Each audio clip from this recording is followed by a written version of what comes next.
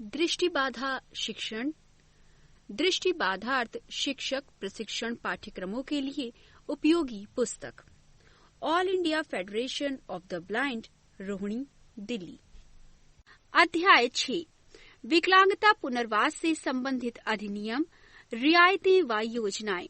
इस पुस्तक का ध्वन्यांकन विशेष रूप से दृष्टिबाधित पाठकों के लिए rehabilitation society of the visually impaired के सौजन्य से RSVI स्टूडियोज में किया गया है। RSVI डेजी स्टूडियोज का संचालन rehabilitation society of the visually impaired A303 Gopala apartments, Ram तीर्थ मार्ग, नरही, लखनऊ द्वारा किया जाता है। RSVI Daisy forum of India का एक सक्रिय सदस्य है। RSVI का ईमेल आईडी है daisyrsvi@gmail.com और दूरभाष संख्या है 0522-301-9456। पुस्तक का ध्वन्यांकन अप्रैल 2018 में हुआ तथा वाचन ऋचा श्रीवास्तव और सताक्षी गुप्ता का है। नोटिस।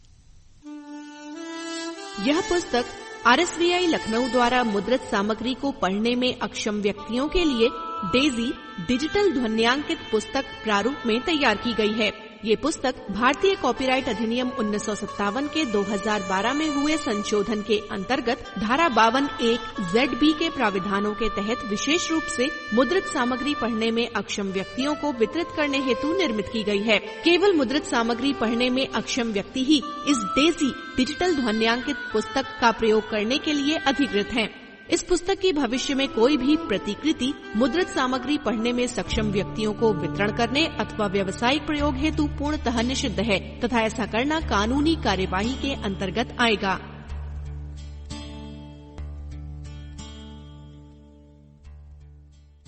पृष्ठ 64, अध्याय 6, विकलांगता पुनर्वास से संबंधित अधिनियम, रियायतें व योजनाएं। डॉक्टर ज्योत्सना गुप्ता। भूमिका, विकलांगता का आरंभ मानव सभ्यता के प्रारंभ से माना जाता है।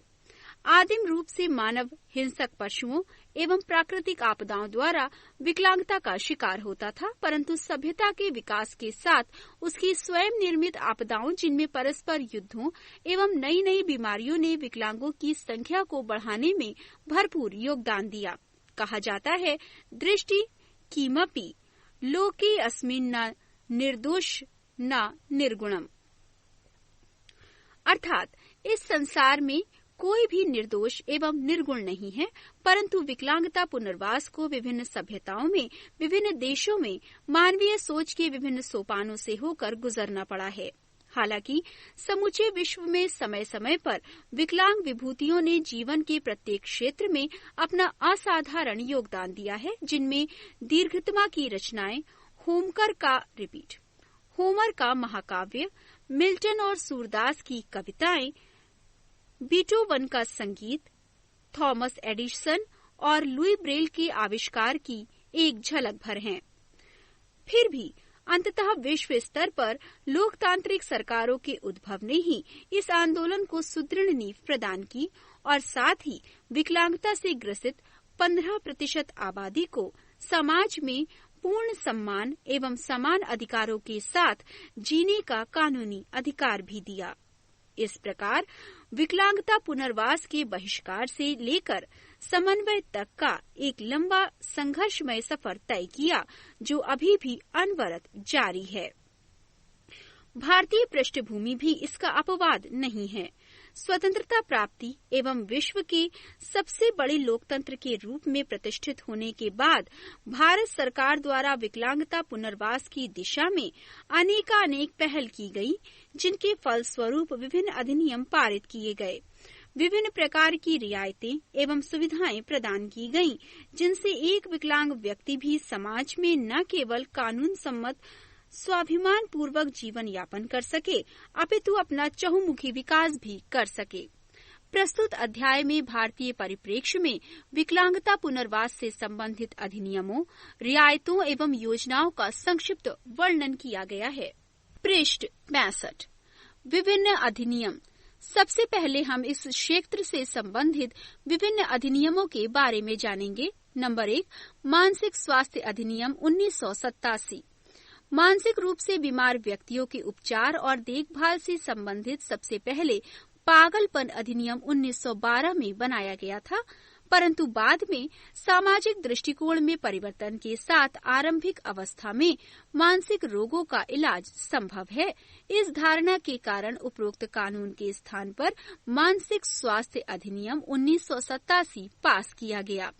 अप्रैल 1992 को इसे देश के सभी राज्यों एवं केंद्र शासित प्रदेशों में लागू कर दिया गया। हालांकि देश के कुछ राज्य जैसे कि तमिलनाडु में अभी पागलपन अधिनियम 1912 लागू है। इस अधिनियम के अनुसार मानसिक रोगी वो व्यक्ति है जिसे मानसिक मंदता के अलावा अन्य किसी मानसिक विकार के कारण इलाज की आवश्यकता है। ऐसे रोगियों को उपचार के लिए आवश्यक रूप से मनोचिकित्सालयों में भर्ती करने के लिए ये कानून राज्यों की जिम्मेदारी तय करता है। यह अधिनियम विशेषकर उन मानसिक रोगियों को जो समाज के लिए खतरा बन चुके हैं आवश्यक रूप से मनोचिकित्सालयों में भर्ती करने का आदेश देता है। अधिनियम की मुख्य बातें। नंबर 1, ये कानून मानसिक रोगी को सही इलाज और उचित देखभाल के लिए सरकारी मनोचिकित्सालयों में भर्ती होने का अधिकार प्रदान करता है। नंबर 2, इस कानून के अनुसार मानसिक रूप से बीमार कैदियों या नाबालिगों को सरकारी मनोचिकित्सालयों में उपचार पाने का अधिकार है। नंबर 3, इस अधिनियम के अंतर्गत 16 वर्ष से कम आयु वर्ग के नाबालिगों को जो शराब अथवा अन्य नशों के आदी हैं अथवा आपराधिक गतिविधियों में लिप्त हैं, उचित उपचार के लिए सरकारी मनोचिकित्सालयों में भर्ती कराना अनिवार्य है। पृष्ठ 66 नंबर 4, इस अधिनियम में मानसिक रोगी को उपचार एवं देखभाल के लिए स्वैच्छिक रूप से अथवा रिश्तेदारों द्वारा नाबालिगों को संरक्षण के माध्यम से अपेक्षित रोगियों को पुलिस द्वारा सुरक्षात्मक हिरासत में सरकारी मनोचिकित्सालयों में भर्ती करवाने का अधिकार दिया है। नंबर 5, मानसिक रूप से बीमार व्यक्तियों को ठीक होने के बाद अधिनियम के प्रावधानों के अंतर्गत छुट्टी पाने का अधिकार है। नंबर 6, मानसिक रोगी के उपचार के दौरान आने वाला खर्च राज्य सरकार द्वारा उठाया जाएगा, बशर्ते कोई रिश्तेदार अथवा अन्य व्यक्ति ये खर्चा उठाने को तैयार नहीं होता हो। नंबर 7, यदि मानसिक रोगी अपनी संपत्ति की देखभाल करने में सक्षम नहीं है तो ये जिम्मेदारी जिला न्यायालय द्वारा कोई संरक्षक अथवा प्रबंधक नियुक्त करके उठाई जाएगी। नंबर 8, मानसिक रोगी के साथ उपचार के दौरान किसी भी प्रकार की शारीरिक या मानसिक क्रूरता नहीं की जाएगी। नंबर 9, मानसिक रोगी के उपचार के अतिरिक्त किसी अनुसंधान के प्रयोजन हेतु उनका इस्तेमाल केवल उनकी सहमति से ही किया जाएगा।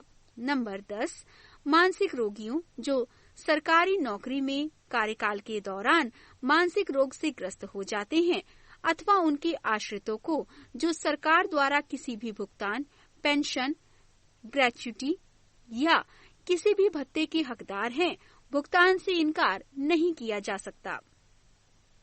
नंबर 2, भारतीय पुनर्वास परिषद अधिनियम। भारतीय पुनर्वास परिषद को 1986 में एक सोसाइटी के रूप में पंजीकृत किया गया था। इसके बाद सितंबर 1992 में संसद द्वारा भारतीय पुनर्वास परिषद अधिनियम पास किया गया और 22 जून 1993 को इसे एक कानूनी निकाय बना दिया गया। इस अधिनियम के द्वारा परिषद को देश में पुनर्वास और विशेष शिक्षा के क्षेत्र में प्रशिक्षण नीतियों और कार्यक्रमों के लिए एक समान मानकीकरण लागू करने और उनके विनियमन की जिम्मेदारी प्रदान की गई। साथ ही इस क्षेत्र में कार्य करने वाले सभी प्रशिक्षित व्यावसायिकों और क्रमिकों को एक केंद्रीय पुनर्वास रजिस्टर में पंजीकृत करने का काम भी सौंपा गया। इस अधिनियम को और अधिक व्यापक बनाने के लिए वर्ष 2000 में संसद द्वारा इसमें संशोधन किया गया और इसे पुनर्वास विशेष शिक्षा में अनुसंधान को बढ़ावा देने की जिम्मेदारी भी दी गई। पृष्ठ 67, इस अधिनियम के तहत अयोग्य एवं अप्रशिक्षित व्यक्तियों द्वारा विकलांग व्यक्ति को सेवाएं देने के खिलाफ दंडात्मक कार्यवाही करने का अधिकार भी परिषद को दिया गया है। अधिनियम के मुख्य उद्देश्य। नंबर 1, विकलांगता पुनर्वास के क्षेत्र में प्रशिक्षित नीतियों और कार्यक्रमों का विनियमन करना। नंबर 2, विकलांगता पुनर्वास से संबंधित व्यावसायिकों के लिए प्रशिक्षण पाठ्यक्रमों का मानकीकरण करना। नंबर 3, विकलांगता पुनर्वास में विभिन्न श्रेणी के व्यावसायिकों के शिक्षण व प्रशिक्षण के न्यूनतम मानकों को निर्धारित करना। नंबर 4, पूरे देश में सभी प्रशिक्षण संस्थानों में एक रूपता लाने के लिए मानकों को विनियमित करना। नंबर 5, विकलांगता पुनर्वास क्षेत्र में विभिन्न पाठ्यक्रम चलाने वाली संस्थाओं, संगठनों अथवा विश्वविद्यालयों को मान्यता प्रदान करना। नंबर 6, विश्वविद्यालयों या संस्थाओं द्वारा पारस्परिक आधार पर प्रदान की जाने वाली विदेशी डिग्री, डिप्लोमा या प्रमाण पत्रों को मान्यता प्रदान करना। नंबर 7, विकलांगता पुनर्वास में व्यावसायिकों या कार्मिकों को पंजीकरण के लिए केंद्रीय पुनर्वास रजिस्टर का रखरखाव करना। नंबर 8, विकलांगता पुनर्वास व विशेष शिक्षा में अनुसंधान को बढ़ावा देना। भारतीय पुनर्वास परिषद मुख्य बातें। नंबर 1, प्रशिक्षण संस्थानों की मान्यता। भारतीय पुनर्वास परिषद अधिनियम 1992 के अनुसार विकलांगता पुनर्वास के क्षेत्र में विभिन्न पाठ्यक्रम चलाने वाली सभी संस्थाओं अथवा विश्वविद्यालयों को परिषद से मान्यता प्राप्त करना कानूनी रूप से अनिवार्य है। नंबर 2, प्रशिक्षण कार्यक्रमों का मानकीकरण विकलांगता पुनर्वास के विभिन्न वर्गों के व्यावसायिकों अथवा कर्मियों से संबंधित प्रशिक्षण पाठ्यक्रम तैयार करना, उनका मानकीकरण एवं संशोधन करना भी परिषद का कार्य है। नंबर 3, केंद्रीय पुनर्वास रजिस्टर में पंजीकरण। केवल भारतीय पुनर्वास परिषद द्वारा मान्यता प्राप्त संस्थानों से प्रशिक्षित व्यावसायिकों अथवा कार्मिकों को केंद्रीय पुनर्वास रजिस्टर में पंजीकृत किया जाता है और उन्हें भारत में किसी भी स्थान पर पुनर्वास के क्षेत्र में कार्य करने की अनुमति दी जाती है। इसमें 15 दिसंबर 2011 तक विकलांगों के लिए प्रशिक्षित पंजीकृत अध्यापकों की संख्या 46,589 थी, जिनमें से 7,109 वे अध्यापक हैं जो दृष्टिबाधितों के शिक्षण में प्रशिक्षित हैं। परिषद की वेबसाइट पर ऑनलाइन पंजीकरण सुविधा भी उपलब्ध है। पृष्ठ 68। नंबर 4, सतत पुनर्वास शिक्षा अथवा संगोष्ठी अथवा कार्यशाला। इस क्षेत्र के सभी व्यावसायिकों के ज्ञान व कौशल को बढ़ाने के लिए परिषद द्वारा उनके अल्पावधि रिफ्रेशर पाठ्यक्रमों, सेमिनारों, कार्यशालाओं को प्रायोजित किया जाता है। नंबर 5, प्रकाशन। परिषद विकलांगता पुनर्वास के क्षेत्र में विभिन्न लिखित सामग्री भी प्रकाशित करती है, जिसमें RCI जनरल भी शामिल है। कुछ प्रकाशनों को छोड़कर अधिकतर निःशुल्क हैं और ये परिषद की वेबसाइट www.rehabcouncil.nic.in पर भी उपलब्ध हैं। नंबर 3, निःशक्त व्यक्ति। समान अवसर अधिकारों का संरक्षण और पूर्ण भागीदारी अधिनियम 1995। भारत सरकार द्वारा 1 से 5 दिसंबर 1992 में बीजिंग में एशियाई और प्रशांत क्षेत्र में विकलांग व्यक्तियों के लिए समान एवं पूर्ण भागीदारी घोषणा पत्र पर हस्ताक्षर किए गए और इसे मूर्त रूप देने के लिए भारतीय संसद द्वारा दिसंबर 1995 में निःशक्त व्यक्ति अधिनियम पारित किया गया, जिसे 1 जनवरी 1996 को राष्ट्रपति की स्वीकृति मिली तथा 7 फरवरी 1996 को अधिसूचित किया गया। अधिनियम के प्रमुख प्रावधान। नंबर 1, निःशक्त अथवा विकलांग व्यक्तियों को सामान्य व्यक्ति अथवा नागरिक की भांति का समान अवसर का अधिकार है। ख, विकलांगों के लिए कानूनी अधिकारों के संरक्षण का अधिकार है। ग, जीवन के सभी मामलों में पूर्ण भागीदारी का अधिकार है। नंबर 2, इस कानून द्वारा विकलांग व्यक्ति को कानूनी मान्यता दी गई है एवं विभिन्न प्रकार के 7 विकलांगताओं को मान्यता प्रदान की गई है। पृष्ठ 69। नंबर 3, इस अधिनियम द्वारा सरकार एवं अन्य उत्तरदायी संस्थाओं को विकलांग व्यक्तियों की देखभाल व उन्हें समाज की मुख्यधारा में शामिल पुनर्वसित करने की जिम्मेदारी दी गई है। नंबर 4, इस अधिनियम द्वारा केंद्र एवं राज्य सरकारों को विकलांगता के कारणों को पहचानने, इसे रोकने के उपायों को अपनाने एवं इसके लिए जन चेतना फैलाने की जिम्मेदारी दी गई है। नंबर 5, विकलांग बच्चों को उपयुक्त एवं सहज माहौल में 18 वर्ष की आयु तक निःशुल्क शिक्षा का अवसर दिया गया है। इसके लिए सरकार द्वारा विशेष विद्यालयों की स्थापना, समेकित शिक्षा को बढ़ावा एवं उनके व्यावसायिक प्रशिक्षण की व्यवस्था का प्रावधान किया गया है। साथ ही छात्रवृत्ति, परिवहन सुविधाएं, वर्दी, पुस्तकें तथा अन्य सहायक सामग्री भी प्रदान की जाएगी। नंबर 6, विकलांग व्यक्तियों को रोजगार उपलब्ध कराने के लिए सरकार द्वारा विशेष रोजगार कार्यालयों की व्यवस्था की गई है। नंबर 7, सभी सरकारी एवं सहायता प्राप्त शिक्षण संस्थानों में 3% सीटें विकलांगों के लिए आरक्षित होंगी। नंबर 8, सरकार द्वारा उपयुक्त नौकरियों अथवा पदों में से 3% विकलांगों के लिए आरक्षित रखी जाएंगी, जिनमें 1% दृष्टि विकलांग, 1% श्रवण विकलांग एवं 1% अस्थि विकलांग और मस्तिष्कीय पक्षाघात से ग्रसित के लिए होंगी। नंबर 9, विकलांग व्यक्तियों को आवास एवं पुनर्वास के लिए रियायती दरों पर जमीन आवंटित की जाएगी। नंबर 10, मुख्य आयुक्त और राज्य आयुक्त विकलांगों के अधिकारों के हनन से संबंधित मामलों की सुनवाई एवं उपयुक्त कार्यवाही करेंगे। नंबर 11, सरकार और स्थानीय अधिकारी विकलांगता पुनर्वास का कार्य देखेंगे। गैर सरकारी संगठनों को इसके लिए सहायता अनुदान दिया जाएगा। विकलांग कर्मचारियों के लिए बीमा योजनाएं एवं बेरोजगार विकलांगों को बेरोजगारी भत्ता दिया जाएगा। नंबर 12, जो व्यक्ति फर्जी तरीके से विकलांग लोगों के लिए दी जाने वाली सुविधाओं का लाभ उठाने का प्रयास करेंगे, उन्हें 20,000 रूपये जुर्माना तथा 2 वर्ष के कारावास की सजा अथवा दोनों दंड दिए जा सकते हैं। पृष्ठ 70। उक्त अधिनियम के विषय में एक प्रमुख चिंता का विषय ये रहा है कि इसमें अंकित अधिकांश सेवाओं या सुविधाओं को सरकार की आर्थिक क्षमता या उपलब्धता साधनों पर निर्भर किया गया है। नंबर 4, स्वलीनता, सेरेब्रल पैल्सी, मानसिक मंदता और बहुविकलांगता वाले व्यक्तियों के कल्याण के लिए राष्ट्रीय न्यास अधिनियम 1999।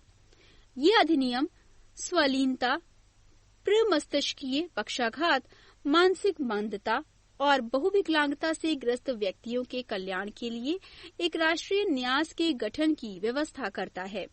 इस अधिनियम को भारत के राष्ट्रपति द्वारा 30 दिसंबर 1999 को स्वीकृति प्रदान हुई और तब से ये पूरे भारतवर्ष में मान्य है। इस अधिनियम के अनुसार केंद्र सरकार विकलांग व्यक्तियों के कल्याण के लिए नई दिल्ली में राष्ट्रीय न्यास की स्थापना करने के लिए जिम्मेदार होगी और ये न्यास इस अधिनियम के अनुसार ही काम करने के लिए बाध्य होगा। अधिनियम के मुख्य प्रावधान। नंबर 1, राष्ट्रीय न्यास के न्यासी बोर्ड की जिम्मेदारी है कि वे रजिस्टर्ड व्यक्तियों जो कि संबद्ध विकलांगता से ग्रस्त हों, उनके जीवन यापन के लिए पर्याप्त मानकों के आधार पर व्यवस्था करेंगे। नंबर 2, ये अधिनियम संबद्ध विकलांगों के कल्याण के अनुमोदित कार्यक्रमों को क्रियान्वयन के लिए पंजीकृत संस्थाओं को वित्तीय सहायता प्रदान करेगा।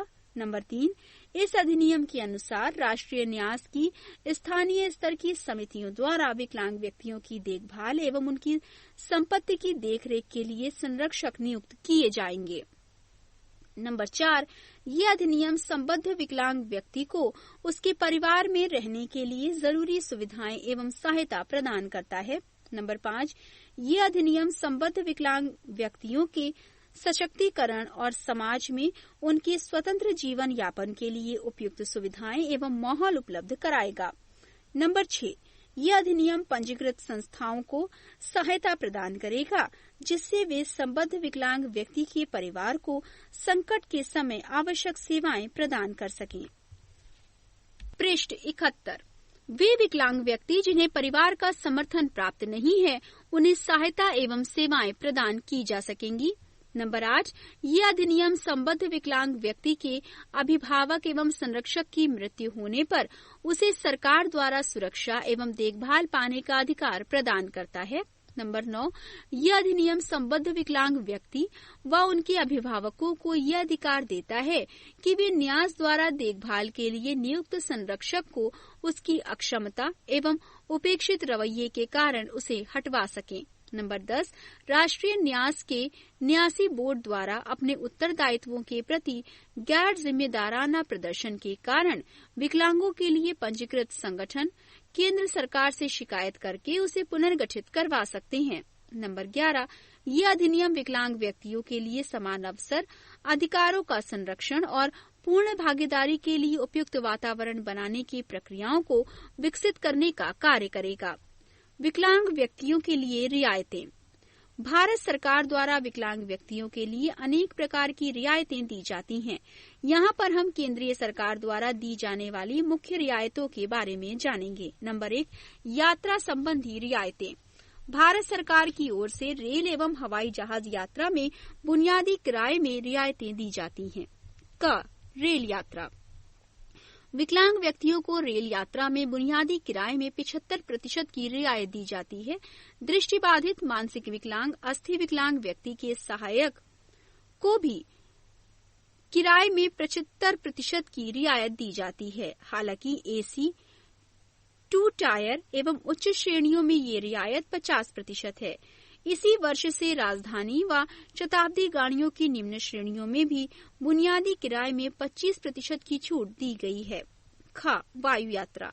इंडियन एयरलाइंस द्वारा विकलांग व्यक्तियों को बुनियादी किराए में 50% की रियायत दी जाती है। ये सुविधा मान्यता प्राप्त निजी विमान कंपनियों द्वारा चलाए जाने वाले हवाई जहाजों में भी उपलब्ध होती है।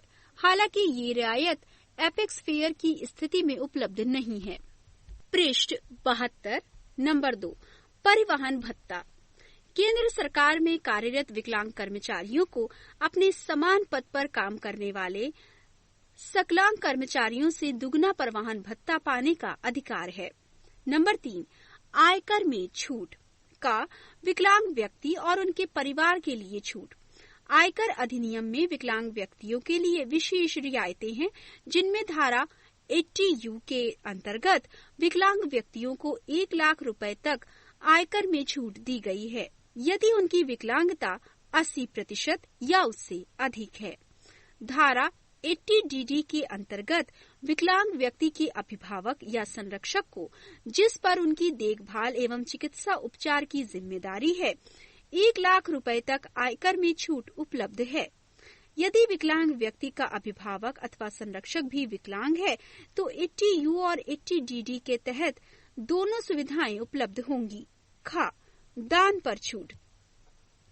जो व्यक्ति विकलांगता पुनर्वास के क्षेत्र में काम करने वाली पंजीकृत संस्थाओं या ट्रस्टों को दान देता है, उसकी दान राशि का 50% धारा 80G के अनुसार आयकर छूट के दायरे में आता है, परंतु ये उसकी कुल आयकर छूट के 10% से अधिक नहीं होना चाहिए तथा दान राशि 250 रुपए से कम भी नहीं होनी चाहिए। नंबर 4, कस्टम ड्यूटी में छूट। जब कोई निर्दिष्ट सामान दृष्टिबाधित या श्रवण बाधित विकलांग व्यक्तियों के लिए कार्य कर रही संस्था आयात करती है तो वो सामान आयात शुल्क से मुक्त होता है। उदाहरण के लिए ब्रेल प्रिंटर या embosser, close circuit TV system, audio cassette इत्यादि।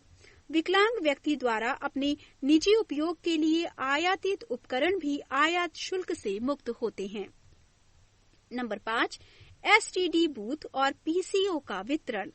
वे विकलांग व्यक्ति जो शिक्षित, बेरोजगार हैं, PCO के आवंटन के लिए आवेदन करने के पात्र हैं।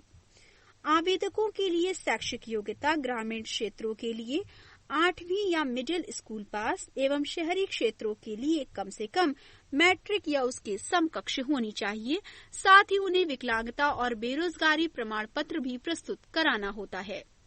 पृष्ठ 73। नंबर 6, सरकारी नौकरियों में विकलांगों के लिए आरक्षण। सरकारी नौकरियों में ग्रुप A, B, C तथा D में विकलांगों के लिए उपयुक्त 3% पदों को आरक्षित किया गया है। इनमें से 1% दृष्टिबाधित, 1% श्रवण बाधित और 1% अस्थि विकलांगों व प्रमस्तिष्कीय पक्षाघात के लिए आरक्षित रखे गए हैं। नंबर 7, परीक्षा और आवेदन शुल्क में छूट। शारीरिक रूप से विकलांग व्यक्तियों को विभिन्न पदों से संबंधित विभिन्न प्रतिस्पर्धी भर्ती परीक्षाओं, जो कि सरकारी चयन आयोग और संघ लोक सेवा आयोग द्वारा आयोजित की जाती हैं, के संबंध में निर्धारित आवेदन और परीक्षा शुल्क के भुगतान की छूट दी जाती है। ये छूट केवल उन विकलांग व्यक्तियों के लिए होती है जो कि निर्धारित चिकित्सा फिटनेस के मानकों के आधार पर उस पद के लिए पात्रता को पूरा करता हो। नंबर 8, डीलरशिप संबंधी रियायतें। पेट्रोलियम और प्राकृतिक गैस मंत्रालय द्वारा सार्वजनिक क्षेत्र की तेल कंपनियों की विभिन्न प्रकार की डीलरशिप में भी विकलांगों को आरक्षण की सुविधा प्राप्त है। इनमें आवेदन के लिए विकलांग व्यक्ति की आयु 21 से 30 वर्ष तक होनी चाहिए और उसके पास मैट्रिक या समकक्ष शैक्षिक योग्यताएं होनी चाहिए, परंतु पूरी तरह से दृष्टिबाधित व्यक्ति रसोई गैस वितरण के लिए योग्य नहीं है। विकलांग व्यक्तियों के लिए योजनाएं। विकलांगता पुनर्वास के क्षेत्र में केंद्रीय मंत्रालयों द्वारा विभिन्न प्रकार की योजनाएं शुरू की गई हैं, जिससे कि विकलांगता के विभिन्न पहलुओं पर जमीनी स्तर तक काम किया जा सके और अधिक से अधिक विकलांग व्यक्ति लाभान्वित हो सकें। यहाँ हम विभिन्न मंत्रालयों द्वारा चलाई जा रही मुख्य योजनाओं की चर्चा करेंगे। नंबर 1, छाता योजना या सहायता अनुदान योजनाएं। सामाजिक न्याय या अधिकारिता मंत्रालय द्वारा अनेक सहायता अनुदान योजनाएं विकलांगों के सशक्तिकरण के लिए चलाई जाती हैं। पृष्ठ 74 क, विकलांगों के लिए संगठनों को सहायता। इस योजना के तहत विकलांगता पुनर्वास के क्षेत्र में विभिन्न पुनर्वास सेवाएं देने वाली स्वयंसेवी संस्थाओं को मंत्रालय द्वारा वित्तीय सहायता प्रदान की जाती है। इस योजना में कुल प्रोजेक्ट का 90% विभिन्न सीमाओं के अंतर्गत वित्तीय सहायता के रूप में सरकार द्वारा दिया जाता है। ग्रामीण क्षेत्रों में कार्य करने वाली संस्थाओं को 95% तक की वित्तीय सहायता भी दी जा सकती है। ख, सहायक उपकरणों की खरीद एवं फिटिंग के लिए विकलांग व्यक्ति को सहायता योजना। इस योजना के अंतर्गत जरूरतमंद विकलांग व्यक्तियों को टिकाऊ, परिष्कृत और उच्च वैज्ञानिक तकनीक से निर्मित सहायक उपकरण खरीदने में मदद की जाती है, जिससे कि विकलांग व्यक्तियों को शारीरिक, सामाजिक और मानसिक पुनर्वास में सहायता मिल सके, उनकी शारीरिक अक्षमता का असर कम हो सके और वे स्वावलंबी जीवन यापन कर सकें। इस योजना को विभिन्न पंजीकृत स्वयंसेवी संस्थाओं, ट्रस्टों और सोसाइटी तथा मंत्रालय के अधीन राष्ट्रीय संस्थानों, जिला पंचायतों, red cross society, primary health centre आदि की तरफ से क्रियान्वित किया जाता है। इसके अंतर्गत 50 रुपए से लेकर 6,000 रुपए तक की कीमत के सहायक उपकरणों को विकलांगों के लिए वितरित किया जाता है। वे विकलांग व्यक्ति जिनकी मासिक आय 5,000 रुपए तक है, उनको ये उपकरण मुफ्त दिए जाते हैं और जिनकी आय 8,000 रुपए तक है, उन्हें आधी कीमतों पर ये उपकरण दिए जाते हैं। ग, विशेष विद्यालय के लिए सहायता। इस योजना के तहत गैर सरकारी संस्थानों को विशेष विद्यालय खोलने एवं उसके विकास के लिए 90% तक सरकारी अनुदान निर्धारित सीमाओं के अंतर्गत दिया जाता है। ये विद्यालय विकलांगता की 4 मुख्य श्रेणियों, मानसिक विकलांगता, श्रवण एवं वाणी विकलांगता, प्रीमस्तिष्कीय पक्षाघात समेत अस्थिर विकलांगता एवं दृष्टि विकलांगता के होने चाहिए। ये विशेष विद्यालय उन जिलों में खोलने के लिए प्राथमिकता दी जाती है जहां पर ये नहीं है। घ, कुष्ठ रोगियों के पुनर्वास हेतु सहायता। इस योजना के अंतर्गत ग्रामीण एवं शहरी क्षेत्रों में कुष्ठ रोगियों के लिए पुनर्वास हेतु काम करने वाली स्वयंसेवी संस्थाओं को वित्तीय सहायता दी जाती है। पृष्ठ 75 अंगा, सहायक उपकरणों हेतु वैज्ञानिक एवं तकनीकी विकास सहायता योजना। इस योजना के द्वारा विकलांग व्यक्तियों के लिए उपयुक्त एवं कम लागत के सहायक उपकरणों को बनाने एवं अनुसंधान के लिए उपरोक्त मंत्रालय द्वारा सहायता दी जाती है, जिससे कि विकलांगता से ग्रस्त जीवनचर्या को सुगम एवं सरल बनाकर उनकी गतिशीलता को बढ़ाया जा सके। नंबर 2, गरीबी उन्मूलन योजनाओं के अंतर्गत विकलांगों के लिए लाभ। ग्रामीण विकास मंत्रालय द्वारा गरीबी उन्मूलन कार्यक्रमों के तहत क्रियान्वयन एजेंसियों को लक्षित लाभार्थियों की कुल संख्या के 3% विकलांग व्यक्तियों को सहायता देने का आदेश है। इस लक्ष्य को प्राप्त करने के लिए पहला कदम उन्हें आवश्यक सहायक उपकरण उपलब्ध करवाकर उनकी गतिशीलता को बढ़ाना है। इंदिरा आवास योजना। उपरोक्त मंत्रालय द्वारा इस योजना के अंतर्गत उपलब्ध धनराशि में से 3% उन विकलांग व्यक्तियों के लिए खर्च किया जाता है जो कि गरीबी रेखा से नीचे हैं। जवाहर रोजगार योजना। मंत्रालय द्वारा इस योजना में वार्षिक आवंटन राशि का 3% कस्बों और गांवों स्तर पर पंचायतों में विकलांग व्यक्तियों के लिए बाधा मुक्त बुनियादी ढांचा तैयार करने के लिए व्यय किया जाएगा। इसके अतिरिक्त ग्राम पंचायतों को ये आदेश है कि वे विकलांग लोगों के लिए निर्धारित संसाधनों एवं धनराशि को एक साथ मिलाकर जिस क्षेत्र में विकलांगता पुनर्वास की जरूरत महसूस हो वहां पर खर्च करें। स्वयं सहायता समूहों के लिए आर्थिक सहायता योजना। इस योजना में उपरोक्त मंत्रालय द्वारा ग्रामीण जिला विकास एजेंसियों को ये निर्देश दिया गया है कि देश के ग्रामीण क्षेत्रों में 10 से 15 विकलांग महिलाओं को जो गरीबी रेखा से नीचे हैं, उन्हें एकत्रित कर उनके समूह बनाए जाएं। इन समूहों को पुनर्वास के लिए सभी सुविधाएं उपलब्ध कराई जाएं और इन्हें रोजगार प्रशिक्षण कार्यों के लिए 25,000 रूपये तक की वित्तीय सहायता दी जाए। नंबर 3, विकलांग छात्रों के लिए राष्ट्रीय छात्रवृत्ति योजना। सामाजिक न्याय एवं अधिकारिता मंत्रालय द्वारा विकलांग छात्रों को उच्च शिक्षा प्राप्त करने के लिए 500 छात्रवृत्तियां प्रदान की जाती हैं। पृष्ठ 76। नंबर 4, विकलांग पेंशन योजना।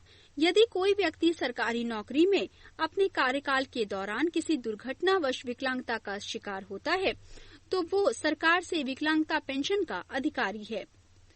नंबर 1, सहायक सामग्री। Number 1, chief commissioner for persons with disabilities www.ccdisabilties.nic.in। Number 2, disability India network www.disabilityindia.org।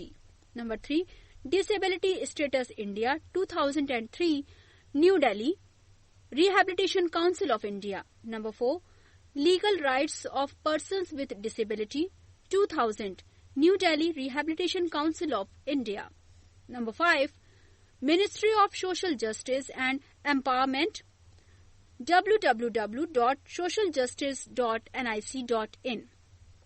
Number 6, Mishra SK 2005 Social Stereotypes and Attitudes Towards Disability Journal of Rehabilitation Council of India Volume 1 Number 2 pp 62-76। Number 7, Rehabilitation Council of India www.rehabcouncil.nic.in। Number 8, Punarbhav Web Portal www.punarbahva.in।